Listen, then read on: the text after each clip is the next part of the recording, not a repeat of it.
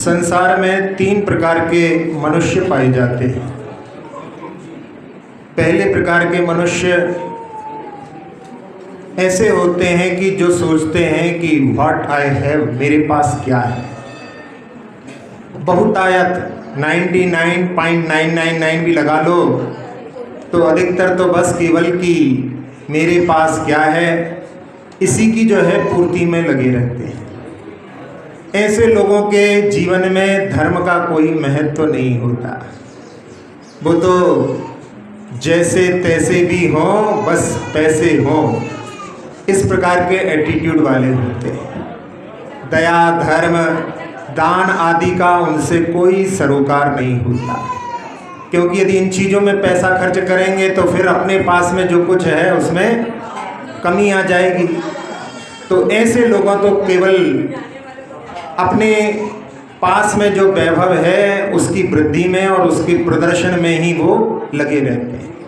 लेकिन वास्तव में अभी देखो, अपन वर्तमान में किसी का अपना मकान हो और एक गाड़ी हो और एक कार्ड हो, मोबाइल हो, इसके अलावा देखा जाए तो क्या अंतर है? सब में सब समान जैसे हो गए।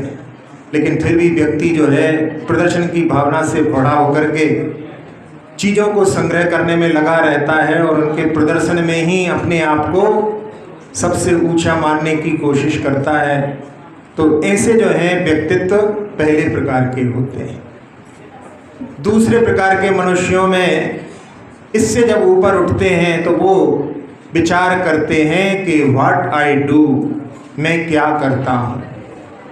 वैभव को एकत्रित करना है, लेकिन न्याय नीति पूर्वक ही मैं इसका अर्जन करूँगा। और साथ साथ में केवल ऐसा ना हो कि पूरा जीवन जो है केवल धन अर्जन में ही निकल जाए। परिवार के लिए और समाज के लिए, राष्ट्र के लिए, विश्व के लिए मेरा क्या योगदान है, और साथ ही साथ में इन सब के साथ साथ में मेरा अपना भी जो अपने लिए भी मुझे जो है समय देना है, ऐसी जो दृष्टि होती है, ऐसे व्यक्ति दूसरे प्रकार के होते हैं, जहाँ पर वो अपने लिए क्या हितकर है और क्या अहितकर है इस पर विचार करने लगते हैं। जहाँ पहले प्रकार के लोग धन की अर्जन के लिए ये विचार नहीं कर पाते कि इस प्रकार से यदि अपन करेंगे तो ये अपने लिए अहितकर भी हो सकता है। तो ऐसा जो है, जब इनमें ऐसा विभाजन हो जाता है, ऐसे व्यक्ति धर्म के लिए भी समय निकालते हैं और अपने स्वास्थ्य का भी ध्यान रख करके। नहीं तो वहाँ पहले वाले जो व्यक्तित्व होते हैं वो धन कमाने में इतने लगे रहते हैं कि जहाँ उनको अपने स्वास्थ्य की भी कोई चिंता नहीं रहती।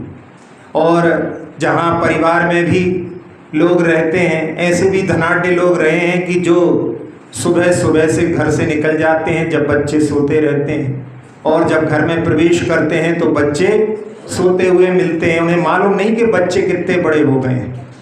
और कोई पूछता है कि बच्चे कितने बड़े हो गए हैं, तो वो जो है जहाँ पर हाइट बताई जाती है वो हाइट दिखी नहीं है, तो हाइट बताएं कैसे? तो वो हाथ ऐसा फैला करके बताते हैं बच्चे इतने बड़े हो गए। तो इन्हें सोते हुए देखा उनको कि इतनी उनकी साइज है। तो ये जो है पहले प्रकार के व्यक्तित्व होते हैं। लेकिन दूसरे प्रकार के व्यक्तित्व जो होते हैं वो इन सबको ध्यान में रख करके अपने कार्यों को करते हैं, जिसमें जहाँ केवल मनुष्यों को ही जीने का अधिकार नहीं, यहाँ पर बहुत सारे पशु पक्षी भी हैं, उनको भी जीने का अधिकार है। और केवल यही जीवन से युक्त नहीं है, इस संसार में बहुत सारे ऐसे भी जो हैं जीव हैं जो अपनी दृष्टि में नहीं आते। जहाँ यदि अपन उन दृष्टि में उनकी जीव की दृष्टि ना रखें, लेकिन पर्यावरण की संरक्षण की दृष्टि रखते हुए, जहाँ जल का जो है प्रदूषण ना हो, वायु का प्रदूषण ना हो, और साथ साथ में ध्वनि का भी प्रदूषण ना हो, और आजकल का जो सबसे ज़्यादा चल रहा है वो मानसिक प्रदूषण चल रहा है। मन में जो विद्वेष की भावनाएं, जहाँ मीडिया के माध्यम से भी लोग एक जगह से दूसरी जगह शेयर करते हैं, उसमें अधिकतर जो है ऐसी ही भावनाएं होती हैं जिनके माध्यम से लोगों में विद्वेष बढ़ सकता है। तो ऐसा प्रदूषण भी ना हो, इसके बारे में भी वो विचार करता है। और इससे जो है कुछ ऊपर उठते हैं वो तीसरे प्रकार के मनुष्य होते हैं। वो विचार करते हैं व्हाट आई एम, मैं क्या हूँ। जब इस पर विचार करते हैं तब जो अपने लिए अपन यहाँ पर आए हैं, अपन इस मनुष्य में जहाँ मनुष्य भव को अपन ने प्राप्त किया है, तो क्या बस यही मेरा जीवन है कि मैं कहीं से आया था और आगे भी कोई जीवन है? पुनर्जन्म पर भी उसके लिए विश्वास होता है, क्योंकि आत्मा जो है एक शक्ति है और शक्ति कभी भी नष्ट नहीं होती।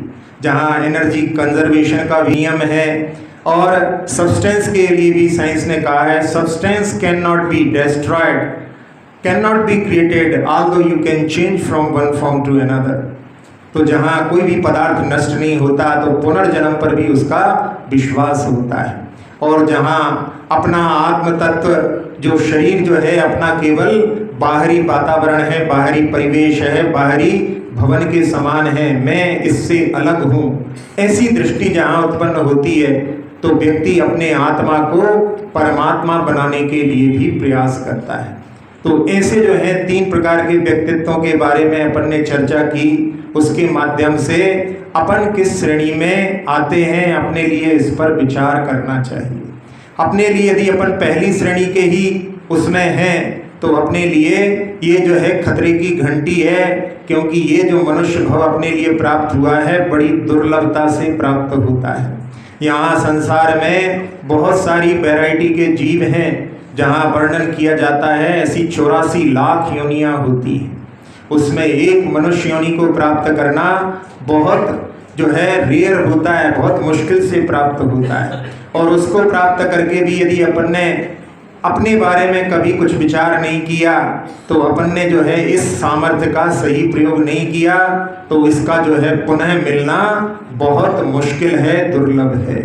ऐसा विचार करके अपने लिए 3 प्रकार के जो मनुष्य हैं उनमें अपने स्तर को जहाँ जिस स्तर से हैं उससे ऊपर उठाने का प्रयास करना चाहिए। और ऐसा भी समय आए कि जब अपन इससे भी ऊपर उठ करके और परमात्मा बन जाएं, जहाँ पर 3 प्रकार के जो मनुष्यों के बारे में कहा जाता है, जीवों के बारे में कहा जाता है, उसमें एक होते हैं बहिरात्मा, जिनकी केवल दृष्टि बाह्य जगत में होती है, अंतर जगत के बारे से वो अपरिचित रहते हैं।